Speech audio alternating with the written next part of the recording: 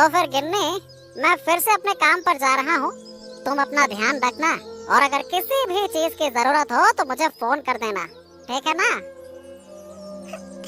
हाँ जी, लेकिन इस बार जाने के बाद तुम फिर कब आओगे?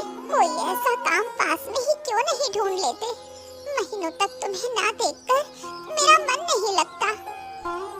अरे गिन्नी, ये गांव का इलाका है, गांव का। यहाँ उस कंपनी का काम मैं कैसे लेकर आऊँ? हाँ, अगर उस कंपनी की कोई शाखा यहाँ पे होती तो मैं वहाँ काम करने की कोशिश करता, लेकिन अब तुम्हें तो पता है ना, शहर में ऐसे ही काम मिलते हैं। मैं ये समझ रही हूँ, लेकिन कम से कम ये तो बताओ कि इस बार कब लौटोगे? हाँ, उम्मीद है कि 6 महीने बाद वापस आऊंगा। अब जब कंपनी की छुट्टी होगी तभी आ सकता हूँ। सब कुछ कंपनी के बड़े लोगों के फैसले पर निर्भर करता है। हाँ। ठीक है, मैं नहीं रहूंगी। तुम्हारी ट्रेन कितने बजे की है? सुबह 9 बजे, और फिर 12 घंटे का सफर तय करके शहर पहुंचूंगा और काम शुरू करूंगा। और हाँ, अगर तुम्हारा मन अकेले यहाँ नहीं लगता तो तुम भी मेरे साथ चलो, वहीं पर अपना घर बसा लेंगे। क्या कहती हो? नहीं जी, मैं एक बार शहर गई थी और वहाँ बीमार पड़ गई थी। वहाँ का हवा पानी मुझे सूट नहीं करता और वहाँ बात करने वाला भी कोई नहीं होता। मैं यही ठीक हूँ। तुम अपनी कंपनी से कहो कि तुम्हारा काम पास में ही करवा दे, ताकि तुम रोज घर से आ जा सको। हाँ हाँ, बिल्कुल बिल्कुल ठीक है, मैं कोशिश करूँगा। चलो, अब मैं चलता हूँ। अच्छा, ध्यान रखना। सुनो बहू, मैंने आज तुम सबको एक जरूरी बात बताने के लिए यहाँ बुलाया है। मुझे खुशी है कि तुम सब आई हो। बूढ़ी माँ, आप हमसे बड़ी हैं। आपका बुलावा आए और हम ना आए, ऐसा कैसे हो सकता है? हाँ बूढ़ी माँ, बताइए आपने हमें क्यों बुलाया? देखो बहू, मैं जो कहूँगी हो सकता है कुछ को पसंद आए, लेकिन मैं अपने जीवन के अनुभव से बोल रही हूँ। अगर मेरी सलाह मानोगी तो तुम्हारा भविष्य बेहतर होगा। अच्छा बूढ़ी माँ, आप बताइए ना। देखो बहू, तुम सालों से घर की 4 दीवारी में कैद हो। सुबह उठो, घर संभालो, खाना बनाओ, बर्तन धो और फिर सो जाओ। यही तुम्हारी दिनचर्या है। लेकिन अब वक्त बदल रहा है, तुम्हें भी जमाने के साथ बदलना होगा। हाँ बूढ़ी माँ, हम समझते हैं, लेकिन करें क्या? हम खुद के लिए रोजगार नहीं बना सकते। असंभव मत कहो। दरअसल तुम्हें कभी अवसर ही नहीं मिला, इसलिए मैंने तय किया है कि मैं तुम सबके साथ मिलकर एक महिला समूह बनाऊंगी। इसमें हर कोई घर बैठे काम कर सकेगा और कमाई भी होगी। ये तो बहुत अच्छा होगा, लेकिन आप ये सब हमारे लिए कैसे करेंगी? ये तो बहुत अच्छा। शायद तुम नहीं जानती, जब मैं तुम्हारी उम्र की थी तो इस गांव की अकेली महिला थी जो शहर जाकर काम करती थी। लोगों ने बहुत बातें बनाई, पर मैंने परवाह नहीं की। सच में आपको देखकर ऐसा नहीं लगता बूढ़ी माँ? अब मेरी उम्र हो गई है, इसलिए मैं चाहती हूँ कि मेरा गांव भी आगे बढ़े। बताओ, तुम सब इस काम में साथ दोगी? लेकिन माँ, हमें करना क्या होगा और कितना समय लगेगा? ये काम तुम अपने घर के कामों के बीच भी कर सकती हो। तुम रोज जो फालतू समय में सोती हो, उसे इस्तेमाल करो। पंचायत से बात करके मैंने तय किया है कि तुम्हारे घरों में कुछ बत्तख और मुर्गियां पाली जाएंगी। साथ ही धूप बत्ती और कागज की प्लेटें बनाने का भी काम दिया जाएगा। लेकिन इसमें कमाई कैसे होगी बूढ़ी माँ? हर हफ्ते लोग आकर तुमसे सामान खरीद लेंगे और तुम्हें पैसे देंगे। जैसे अगर कोई एक हफ्ते में 30 पैकेट अगरबत्ती बनाएगा तो उसे 60 रुपए मिलेंगे, और मुर्गियां और बत्तख जो अंडे देंगी उन्हें बेचकर कमाई होगी। ये तो बहुत अच्छा है। अगर घर बैठे काम कर सके तो इससे बढ़िया और क्या होगा। लेकिन बूढ़ी माँ, हमें कितनी मेहनत करनी होगी? मेहनत जितनी ज्यादा, कमाई उतनी ज्यादा। अच्छा बूढ़ी माँ, अब हमें सबसे पहले क्या करना होगा? जो इस समूह में शामिल होना चाहती है वो अपने नाम और पते मुझे लिखवा दे। 2 दिन बाद सबके घरों में मुर्गियां, बत्तख और बाकी काम का सामान भेज दिया जाएगा। बहुत अच्छा बूढ़ी माँ, सब मिलकर काम करेंगे तो मजा आएगा। ठीक है, अब एक एक करके अपना नाम और पता लिखवाओ। अरे महारानी, अब आने का वक्त मिला तुम्हें। पता है सुबह कब की हो चुकी है। सूरज सिर पर चढ़ाया और घर के इतने सारे काम निपटाओगी? बताओ जरा। दीदी, आज मुझे एक जरूरी काम की वजह से देर हो गई। बुरा मत मानना, मैं जितनी जल्दी हो सके सारे काम खत्म कर दूंगी। पहले मैं बर्तन धो देती हूँ ताकि तुम्हें खाना बनाने में आसानी हो। अच्छा, अब इतनी भी क्या व्यस्तता थी तुम्हें? कहीं और भी काम पकड़ लिया क्या? अगर कोई और काम कर रही हो तो मुझे उससे कोई परेशानी नहीं, लेकिन मेरा काम पूरा और साफ सुथरा होना चाहिए। अगर मेरे घर में गंदगी रह गई या बर्तन अच्छे से नहीं धोए गए तो समझ लो तुम्हारी खैर नहीं। अरे नहीं दीदी, मैंने कहीं और कोई काम नहीं पकड़ा। तुम्हारे घर के काम में कोई लापरवाही नहीं करूंगी। तो फिर बताओ, आज इतनी देर क्यों हो गई आने में? दरअसल हम एक मीटिंग में गए थे, वहीं से लौटने में देर हो गई। वैसे पूरी मीटिंग में मैं नहीं रह पाई क्योंकि मुझे यहाँ जल्दी जाना था। मीटिंग? कैसी मीटिंग? कहाँ हुई थी? हमारे पंचायत भवन के सामने। हमारी बूढ़ी माँ ने गांव की सभी महिलाओं को इकट्ठा करके ये मीटिंग बुलाई थी। क्या चर्चा हुई मीटिंग में? बूढ़ी माँ ने क्या कहा?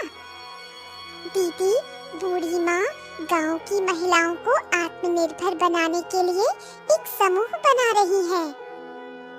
समूह? मतलब जरा विस्तार से समझाओ। दीदी, इस समूह में गांव की सभी महिलाएं शामिल होंगी। इसके जरिए वो घर बैठे काम करके आत्मनिर्भर बन सकती हैं। वो कैसे? बूढ़ी माँ कह रही थी कि इस समूह की महिलाओं को अलग-अलग कंपनियों से काम दिलवाया जाएगा जो वो घर पर रहकर कर सकेंगी। इससे वो घर के कामों के साथ-साथ कुछ कमाई भी कर पाएंगी। अरे वाह! लेकिन अचानक इस पहल की जरूरत क्यों पड़ी? बूढ़ी माँ कह रही थी कि हमें समय के साथ कदम से कदम मिलाकर चलना होगा, नहीं तो हमारा गांव और हम सब पीछे रह जाएंगे। दीदी, अगर बुरा ना मानो तो एक बात कहूँ? हाँ हाँ कहो, लेकिन जल्दी बोलो, तुम्हें सारा काम भी करना है, इसका भी ध्यान है ना? दीदी, सब इस समूह में शामिल हो रहे हैं, तुम भी जुड़ जाओ ना। फुर्सत के समय काम करोगी तो तुम्हारा मन भी अच्छा रहेगा और हम सब मिलकर गांव को आगे ले जा सकते हैं। क्या बकवास कर रही हो? मैं ऐसे काम करूंगी? तुम्हें क्या लगता है मुझे इसकी जरूरत है? जो मेरे पास है वो ये लोग सारी उम्र कमा कर भी नहीं कमा पाएंगे। फिर भी दीदी, अगर हम सब मिलकर ये काम करें तो अच्छा लगेगा और मन भी हल्का रहेगा। तुम्हें क्या लगा कि मेरा मन उदास रहता है? इस गांव में मुझसे बड़ा अमीर कोई नहीं। बेकार की बातें मत करो, जाओ अपना काम करो और मेरा वक्त बर्बाद मत करो। हाँ, तुम बिल्कुल सही कह रही हो गिन्नी। बूढ़ी माँ जो अवसर लाई है उसे मत गवाना। अरे गांव की महिलाएं ही इसे आगे ले जा सकती हैं। हाँ जी, सोचकर ही अच्छा लग रहा है कि कि हम सब मिलकर कुछ करेंगे। तुम्हें कोई आपत्ति तो नहीं? आपत्ति? अरे मुझे क्यों होगी? मैंने कई बार सोचा कि तुम महिलाओं को भी चार दीवारी से बाहर आना चाहिए। अब जब पूरा गांव इस अवसर का लाभ उठाने के लिए तैयार है, तो भला मैं तुम्हें क्यों रोकूंगा? ऐसा कैसे सोच कैसे लिया तुमने? बस यही बात तुम्हारे मुंह से सुननी थी।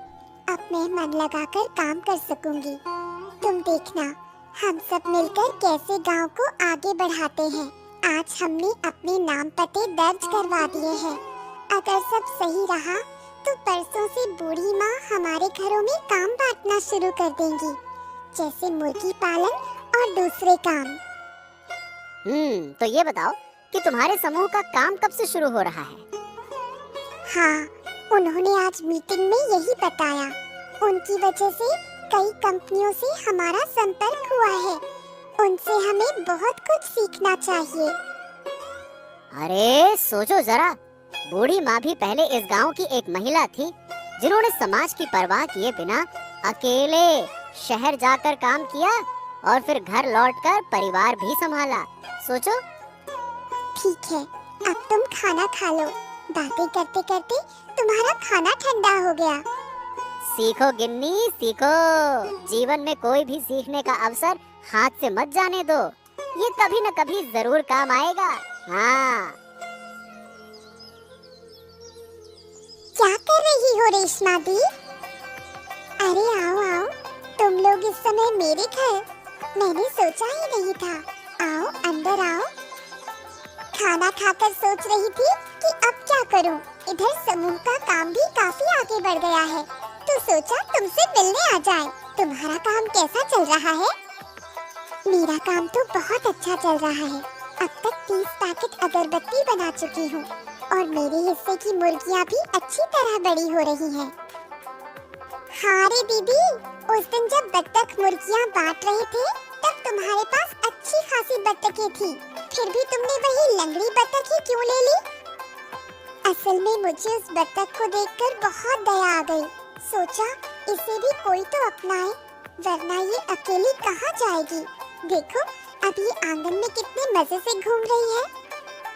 सच में रेशमा दी, तुम्हारा दिल बहुत अच्छा है। तुम्हें देखकर बहुत अच्छा लगता है।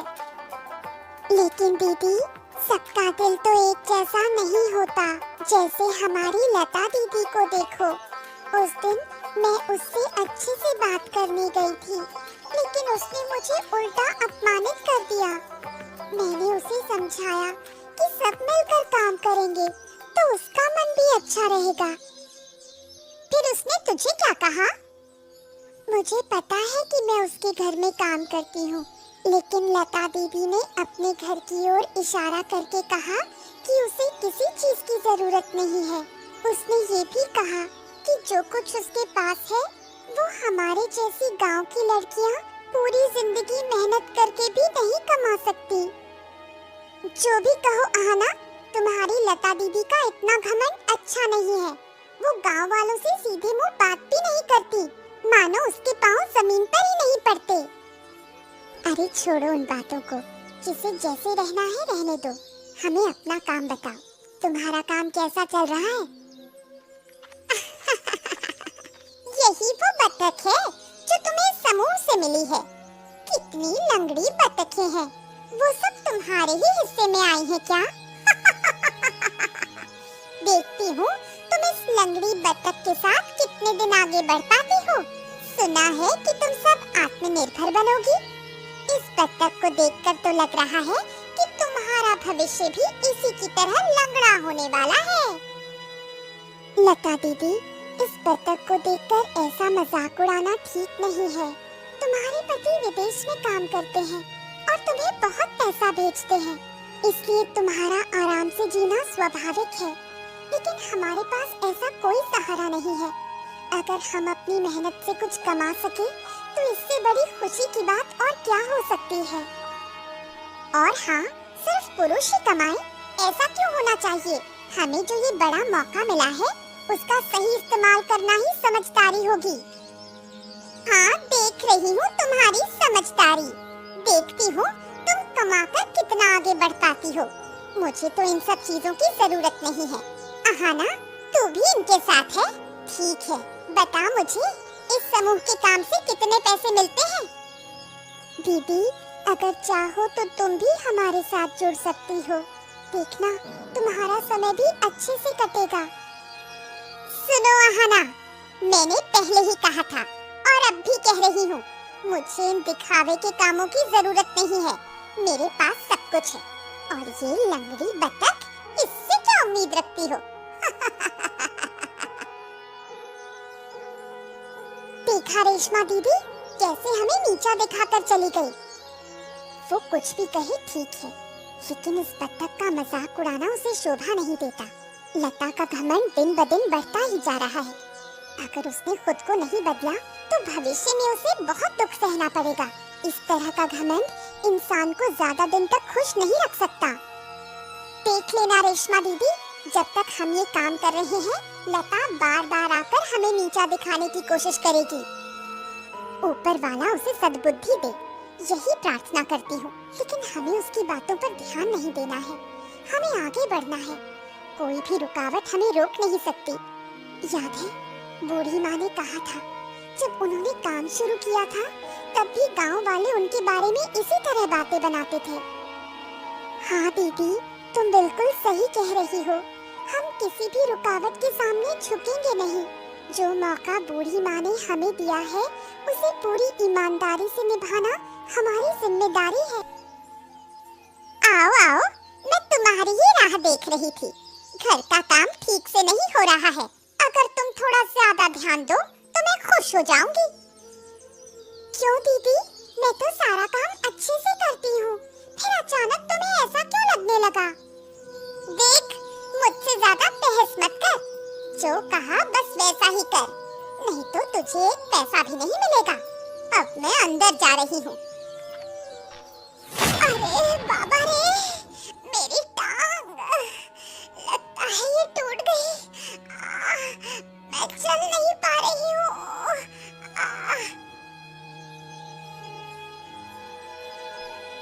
देखो, तुम्हारी टांग टूट गई है और अगले 6 महीने तक बिल्कुल भी चलना फिरना नहीं है, नहीं तो जिंदगी भर तकलीफ झेलनी पड़ेगी, समझ गई? क्या 6 महीने तक नहीं चल सकती? अब मेरा क्या होगा? दीदी, चिंता मत करो, मैं तुम्हारी देखभाल करूंगी। और हाँ, मेरी लंगड़ी बतख अब अंडे देने लगी है। मैं तुम्हारे लिए अंडे भेज दूंगी। हम सब है ना, तुम्हें कोई चिंता करने की जरूरत नहीं है। रेशमा दी, मैंने बहुत बड़ी